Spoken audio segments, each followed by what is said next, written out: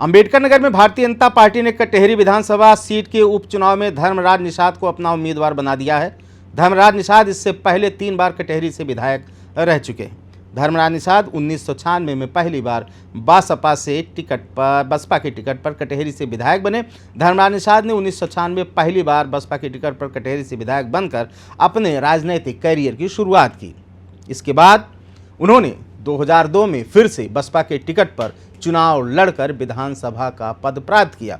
2007 में जब वह तीसरी बार विधायक बने तो मायावती ने उन्हें मंत्री बना दिया। वह 2007 से 2012 तक मंत्री के रूप में कार्यरत रहे, जिसमें उन्होंने कई महत्वपूर्ण कार्य किए। 2012 में बसपा ने उनकी सीट बदलकर उन्हें जौनपुर के शाहगंज से विधानसभा सीट से चुनाव लड़ाया, लेकिन वह इस बार चुनाव हार गए। इसके बाद 2022 विधानसभा चुनाव से पहले धर्मराज ने बसपा छोड़कर भाजपा में शामिल होने का निर्णय ले लिया।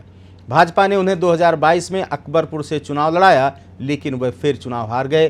कटेहरी से लगातार 3 बार विधायक रहे धर्मराज निषाद की दलित वोटों के साथ सामान्य वर्ग के वोटों पर भी अच्छी पकड़ बताई जाती है।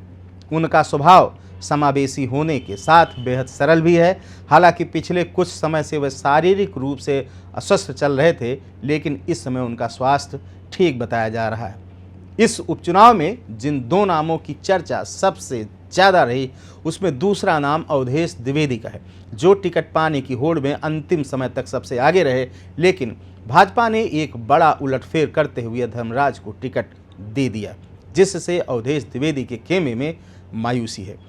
वास्तव में पिछले 2 बार के विधानसभा चुनाव में अवधेश एक बार भाजपा तो एक बार निषाद पार्टी से चुनाव लड़े, लेकिन वह चुनाव हार गए।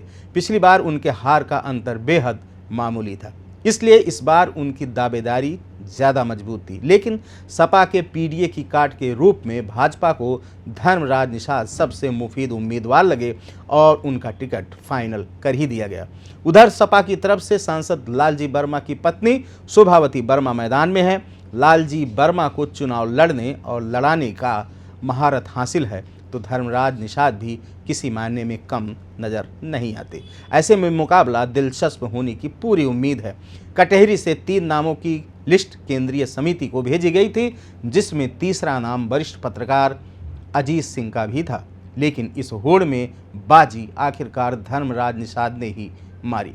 अब ये देखना बाकी रह जाता है कि कटेहरी के रण में बाजी कौन मारता है। चलते चलते आपको बताते चलें कि बहुजन समाज पार्टी से अमित वर्मा भी ताल ठोंक रहे हैं, जो हाल ही में बसपा में शामिल हुए हैं। इससे पहले वे कांग्रेस में थे। अनादि टीवी यूपी देखने के लिए आप सभी का शुक्रिया। अगर आप इस वीडियो को YouTube पर देख रहे हैं तो चैनल को सब्सक्राइब करें और बेल आइकन दबाना ना भूलें। अगर Facebook पर देख रहे हैं तो चैनल को लाइक करें।